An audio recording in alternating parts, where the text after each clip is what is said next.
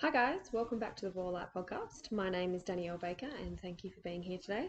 I'd like to say I'm sorry to everybody that's probably been waiting on an episode that never happened this week recently because I accidentally uploaded one too in the same week, and just how my BuzzFeed works. I'm pretty sure it's BuzzFeed. I'm pretty sure that I just got that wrong, but how it works is that I basically can only upload so many hours a week. So that kind of like trailed into this week. So I apologize for everybody who was expecting a podcast and it never came out. I have no way of letting everyone know about social media.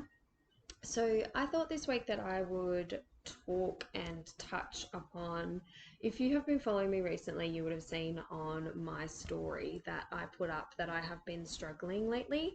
And it is the very, very truth. I have been struggling a lot lately. Living on the farm is super isolating for myself. It's been isolating a bit for my husband as well. Um, but we feel like that our time on the farm is basically coming to a close full time, that is. Anyway, we're thinking of just like part time through seeding and harvest.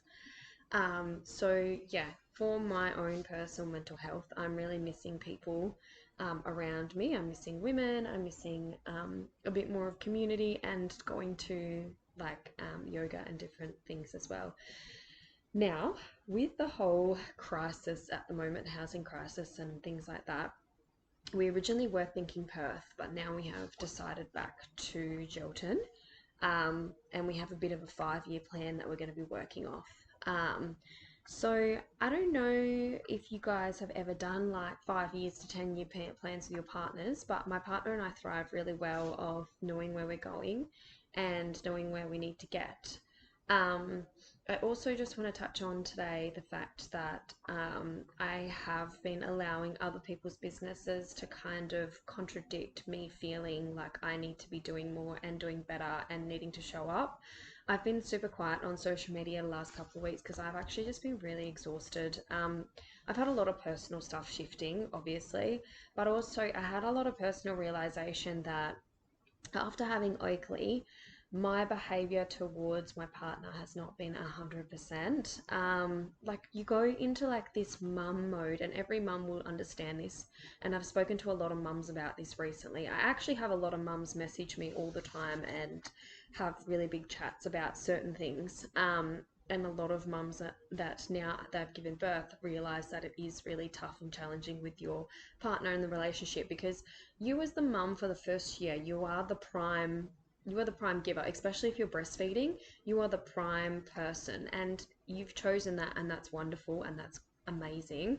But if you don't have someone that supports that or understands that completely, which most guys, let's be honest, they don't, guys. Like with our society these days, they don't actually understand how tough it can be.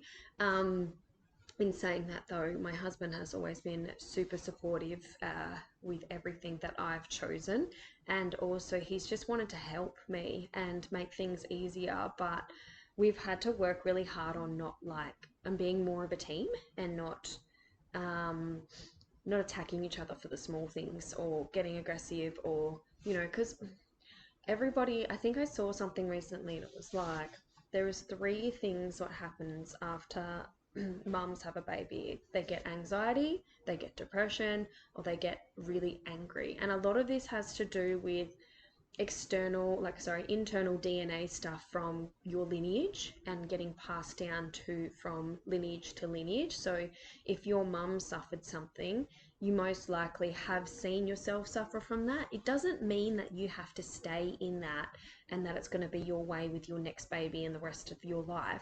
You get to choose a different way as well. You just might have to do a bit of work on yourself to shift and change however you want to go.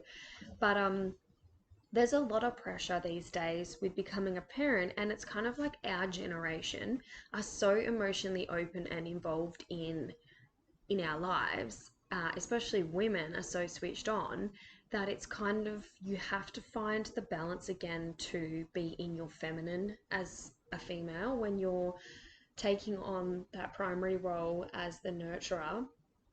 I noticed that it started to roll into my relationship of me being like bossy or forceful or, and it's not how I was before I had Oakley. I was very much in my strong queen feminine energy. So there's a difference between queen energy and princess energy.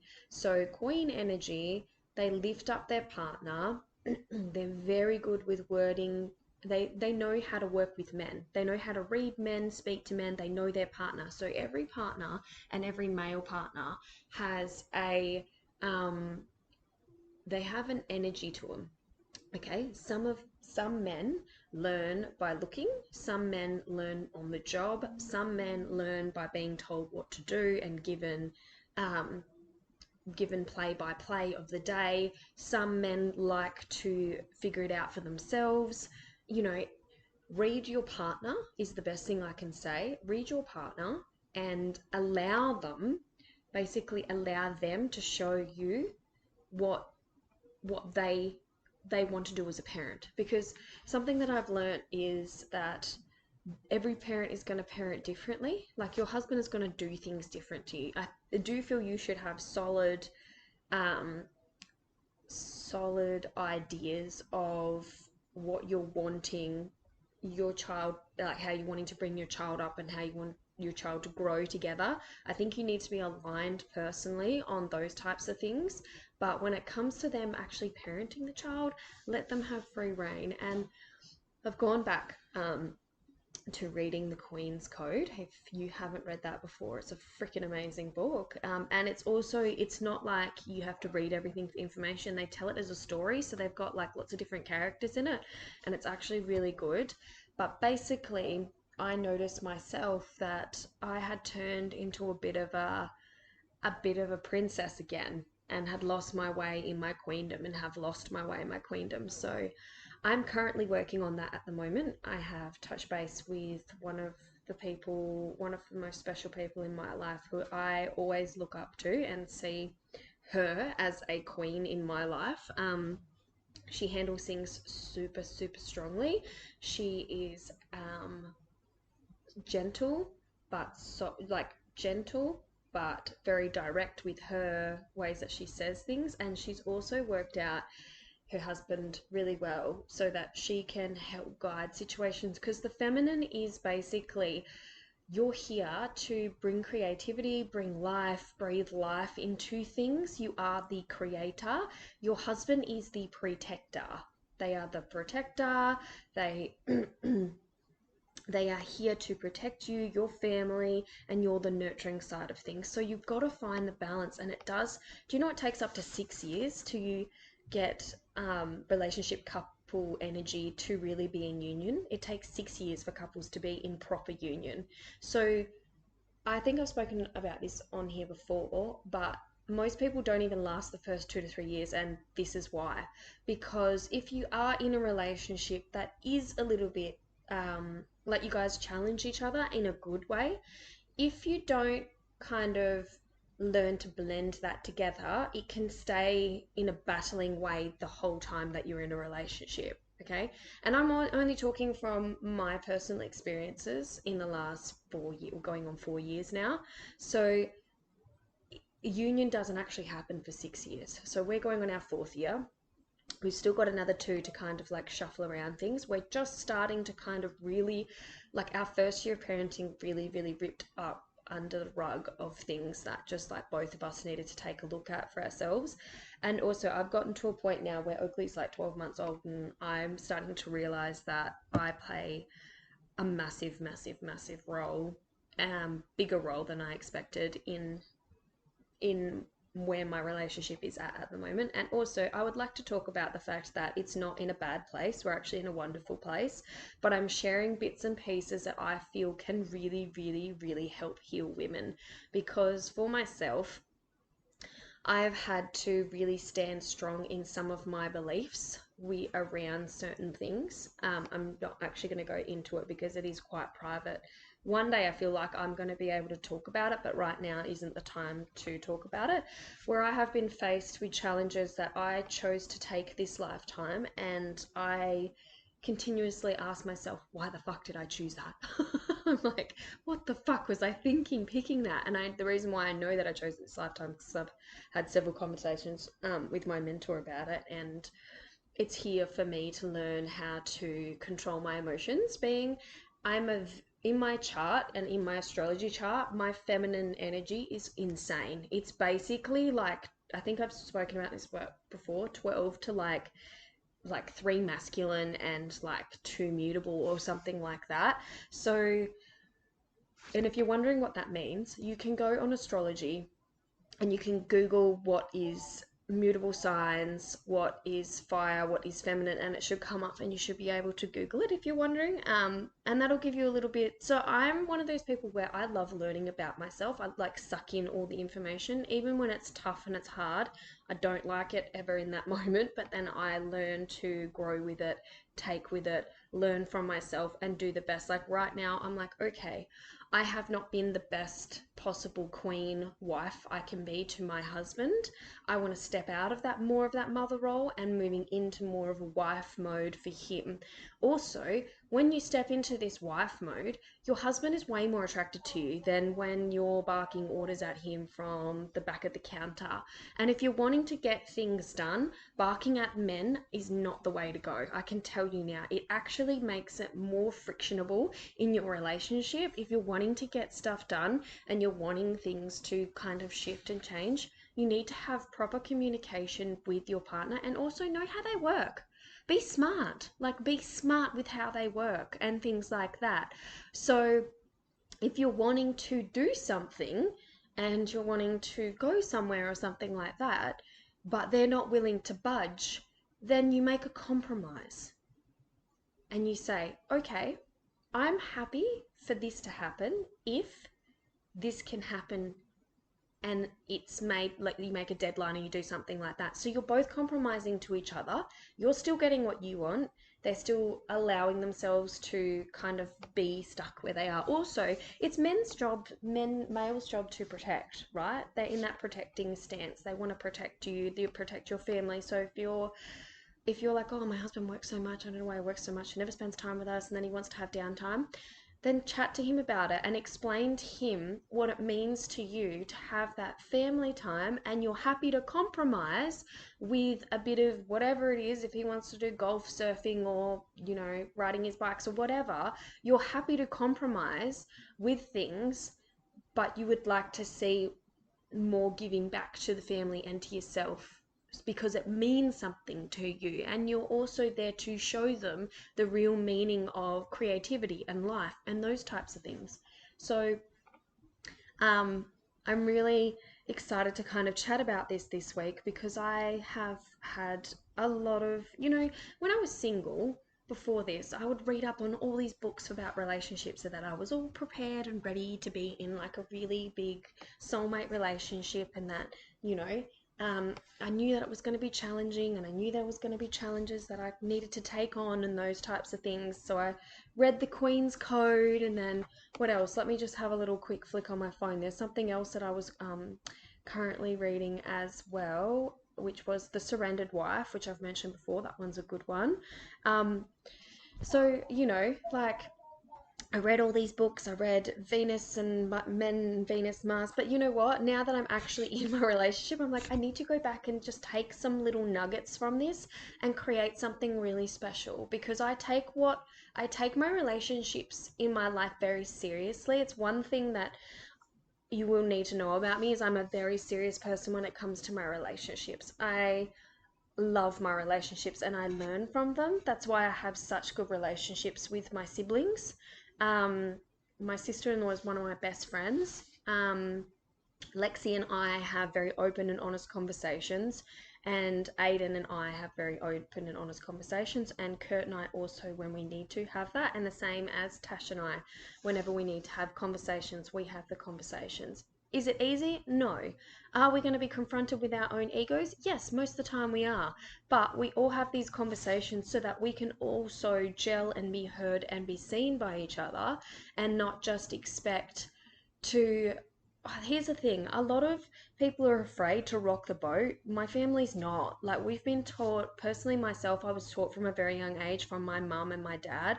They wanted me to speak up. I was not very good at using my voice. I was basically not great at using my voice at all. I shut it down a lot and I didn't know how to handle um, like opening my voice up and speaking. That also, I think, had a lot to do with sexual assault in general. I've spoken about that before. I won't go back into it again. But yeah, I think that it's really important to, your family will either instill something incredible in you or it will go the total opposite way. And you might need to take a look at what your values are in your life and how you can shift it and change it.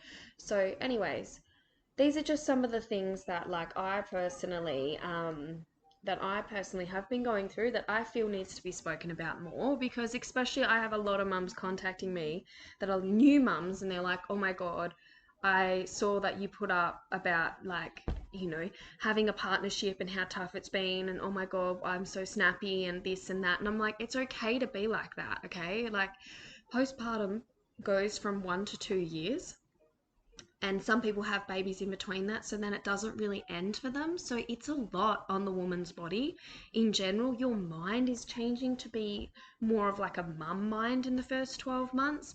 There's so much to it. And like, also, men have their own emotions. Even if you think they don't, they're dealing with their own emotions, okay? And if they haven't kind of been taught how to deal with their emotions, then your emotions on top of their emotions are just too fucking much, okay? And I'm not saying you're too much, I'm saying the emotional side of things. Let's pull back on thinking that it's about, I'm not speaking to you particularly, I'm talking about the emotions particularly. Emotions can be the ruler of your life, and sometimes it's not a good thing, because a lot of people sit in their emotions far too much. They don't know how to and this is including me, because I've learnt this over the years. And like my mentor said, I'm here to, what I do is I open women up. So my job as a healer is to open you up to yourself, to your life, to things around you, and reopen you to a conscious way and a conscious living. That is my job this lifetime, opening you to be in this conscious way and conscious living. So imagine me meeting my husband, and then all of a sudden he's opening himself and opening up. That's pretty scary. So if you as a woman are open, you will open your husband, and like that can be quite scary as well. And some mums don't open until they have a baby, because it really cracks them open and their heart open. So give yourself some credit. We're not supposed to have everything figured out. I'm also just going to let you know that you're going to hear Miss Rachel in the background, because I've decided to do some recording while Oakley just woke up. And I want to finish this off because I've got quite a bit on today. So, it's actually so challenging trying to balance becoming a new woman and having this old self trying to emerge into one together. And it's not a bad thing, but like, it's a lot on a woman's brain, but also a male's brain changes as well when they become a dad. Like, remember that. They're also adjusting to things as well. And, I really think that I put a lot of pressure on myself, because I really do take what I do in life very seriously in all areas of my life. Like, I want to be the best wife, but I don't want to be a nagging, painful person. But also, let me just say this as well. My husband has a role that he plays in our life as well, and he is not perfect, and certain things that have come up are challenging for partners to take a look at, because they've never had to face that challenge to look at that before. So be gentle on them, be gentle on yourself and the way that you go about things. Trust me when I say this.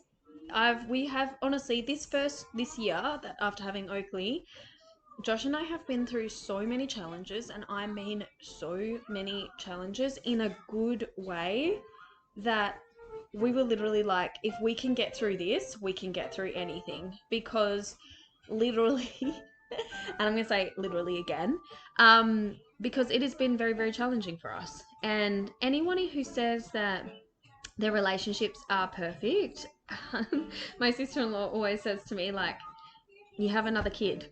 First you have one and you've sorted out whatever you need to sort out, then you have another, and that is challenging as well, because each child brings something different and each child makes you look at yourself again as a parent.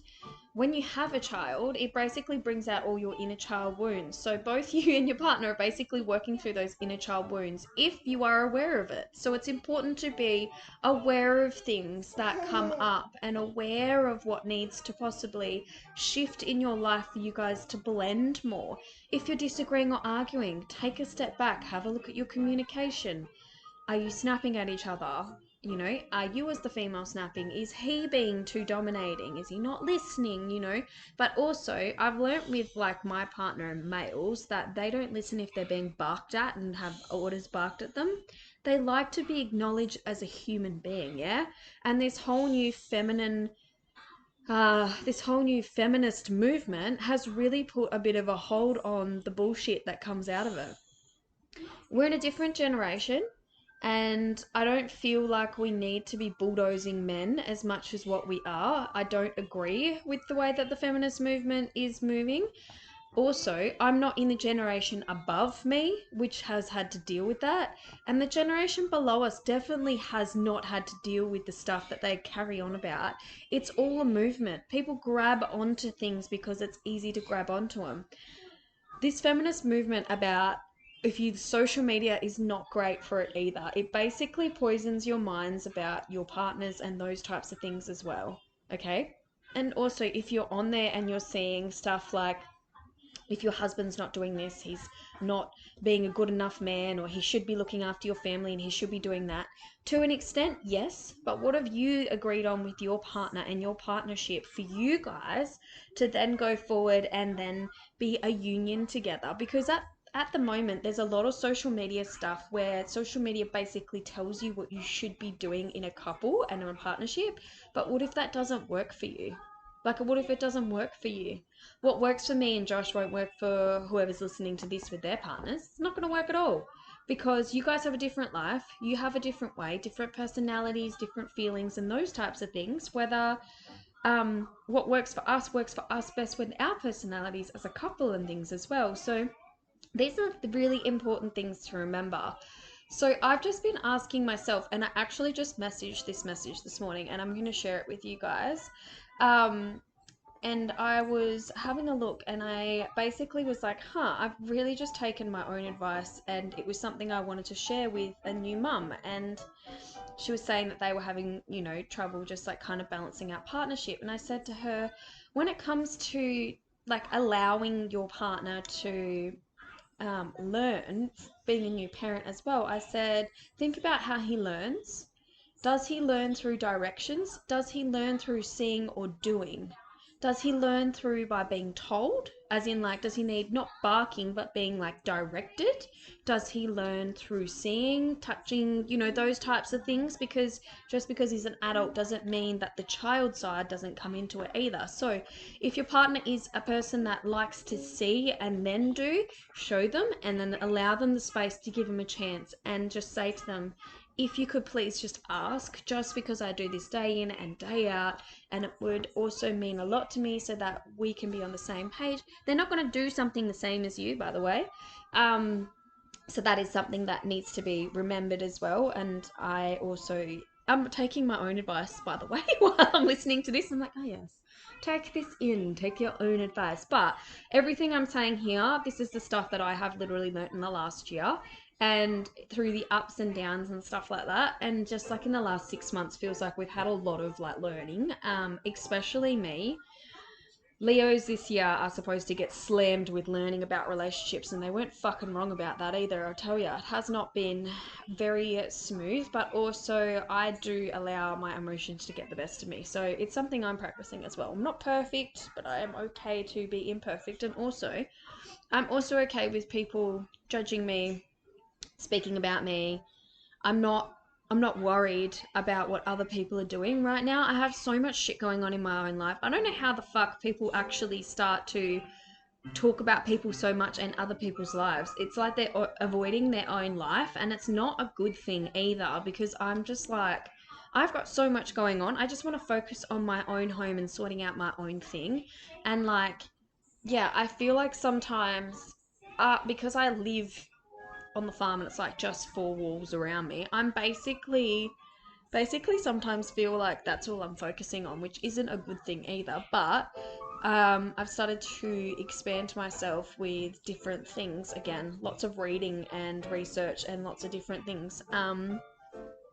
So yeah, and for myself also, I read something the other day that I feel like is really important to share. You're a woman before you are a wife and a mother. So take care of your woman's self, or you will become an empty mother.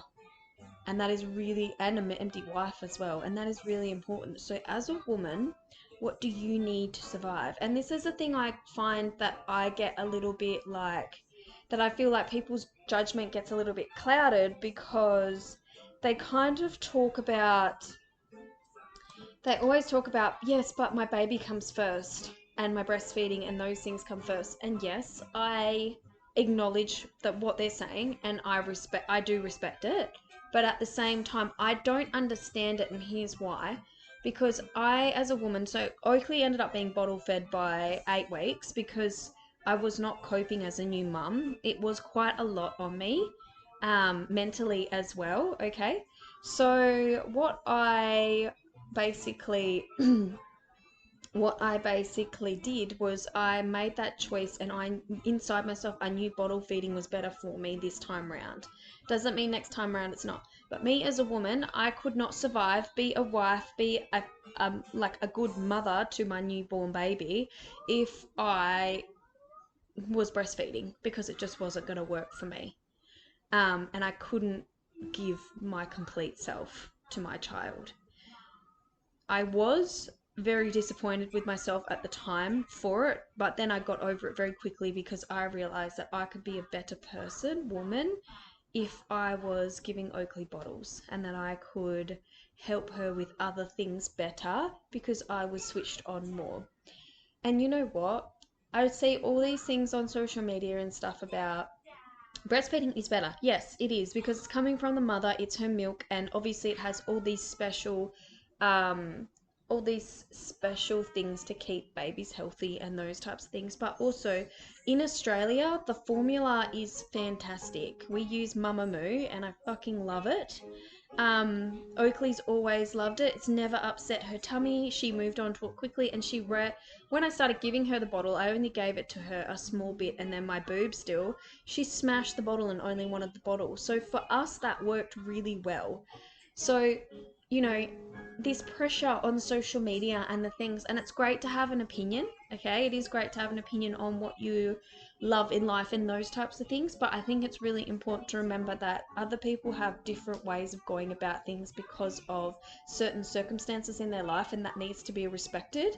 Um, I really think that needs to be respected, because I don't think that we as women respect each other enough. And also, we kind of tend to follow the people that we really. So, have you ever noticed that you like certain things on social media, and then you have friends or people that like the same thing? It's a good thing and it's a bad thing. It's a good thing because you can have a bit of fun and bond with people, but it's a bad thing when it's taking over your life to the point where you are then changing yourself to keep that thought and pattern in your mind.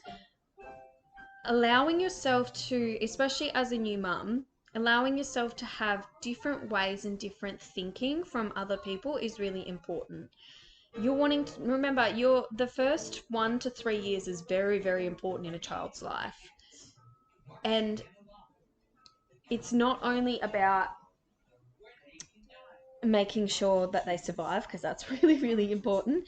It's about making sure that you have the ideas and your own ideas about living out as a mum, and you're living them as a couple and as a partnership out, because you as a mum will get very, very aggressive, annoyed, and upset very quickly if you feel like you're being dismissed, not heard, or if you're not allowing yourself to stand up for yourself and actually say, well, this is what we're doing, and you're proud of what you're doing.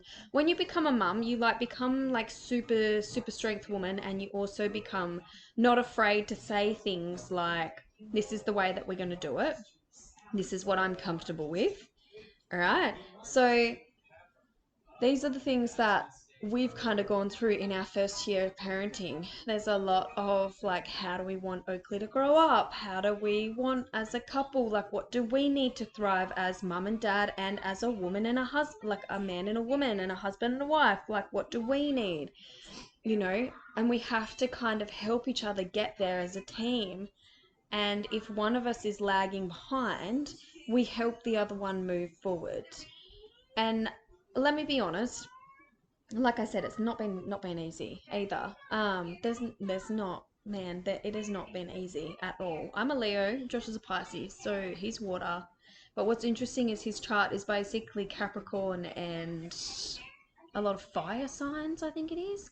He's got a lot of earth and fire behind it, and then his moon and sun are Pisces, so he's double double. So he is constantly in his mind whether I'm a Leo and a Gemini moon. And Oakley, which is interesting enough, is a Gemini with a Pisces moon. So eventually, I think when she gets older, Josh will be like her emotional trigger. So your moon is basically your dark side. So your side that you're here to accept and love.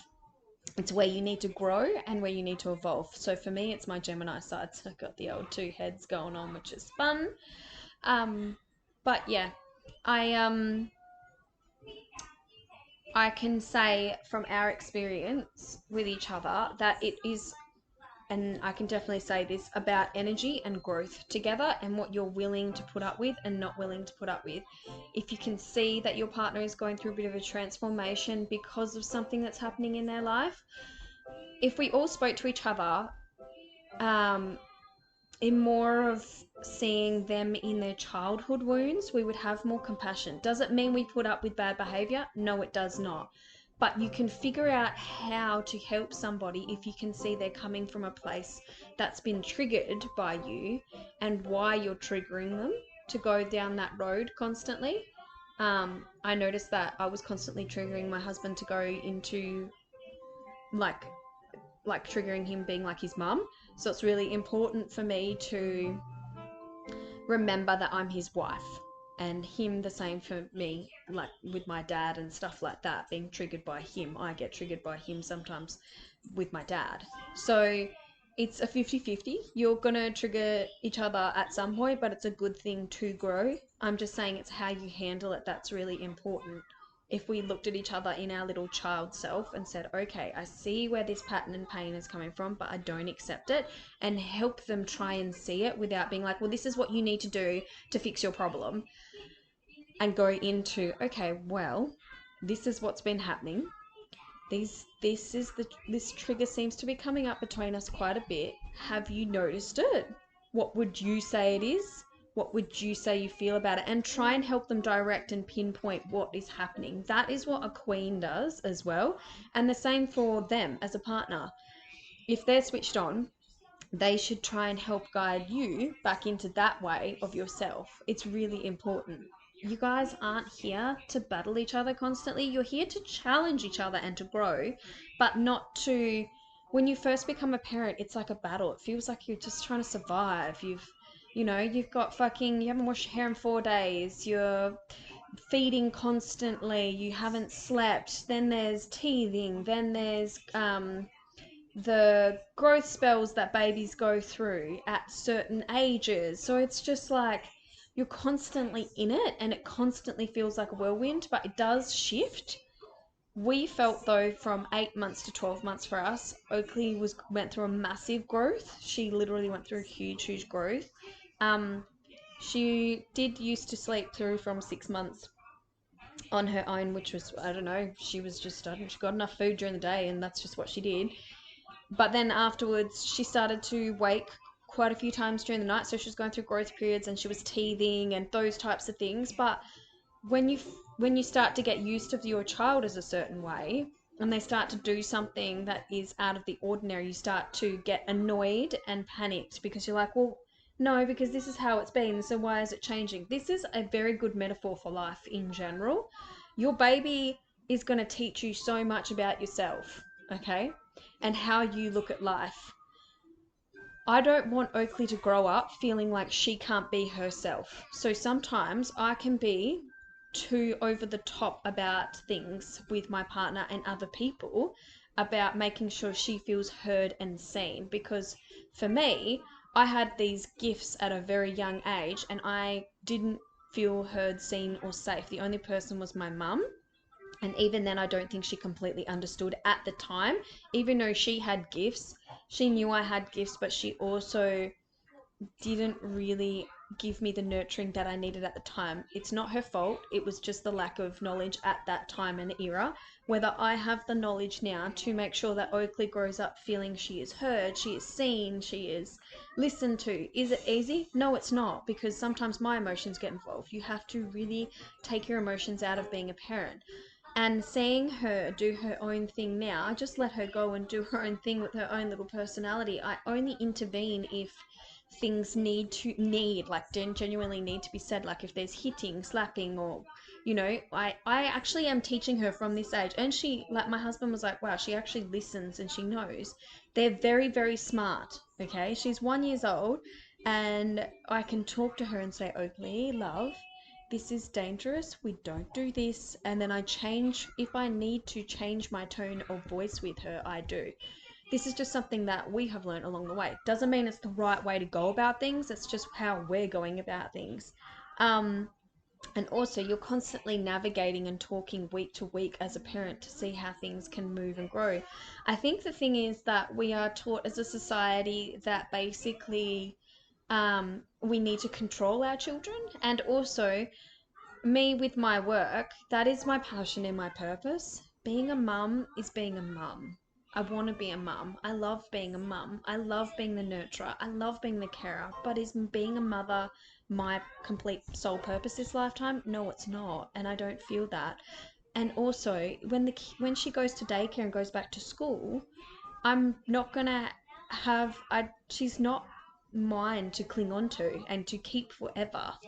I'm here to help her, guide her, and let her go live her life in the most safest, beautiful, expressive way that she possibly can.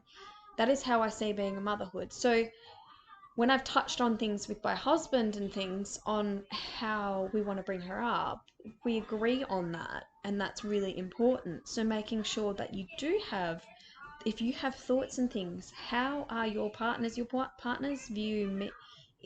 It should mean a lot as well, because you're a partnership, and making them feel like they're a part of the family unit. It's not easy either, being a dad and coming in and out all the time. And some, it becomes a bit more like, oh, well, I have to look after her all day, and like, you come and go, and those types of things. I'm around, it gets like those narky things. Put that aside and actually start to see that if he shows up every single day as a father and as a husband and is doing the best that he possibly can, and you just have to guide and help, move things around, because really you're running the house. But we're not here to be the boss, and nor, personally for me, I don't want to be the boss.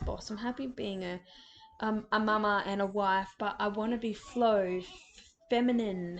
I'll flow into my masculine when I need to, but it's not the state that I personally would like to choose this lifetime to stay in. So yeah, anyways, there's some little chats for you that basically has been happening in my life last year, on and off, and we both as a couple are trying our very, very best. I'm so in love with my husband, but doesn't mean that he drives me fucking up the wall and nuts, and that I get really frustrated and annoyed at the fact that he can't see something sometimes, and he does the same with me.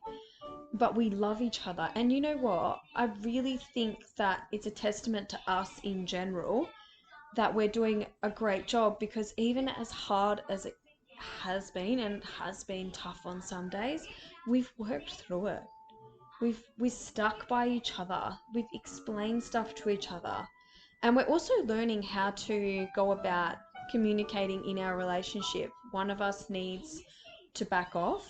The other one goes internal and thinks a little bit. So we're learning each other's languages. We're learning each other's energy. And this is a part of being in a relationship, and it's a really important part.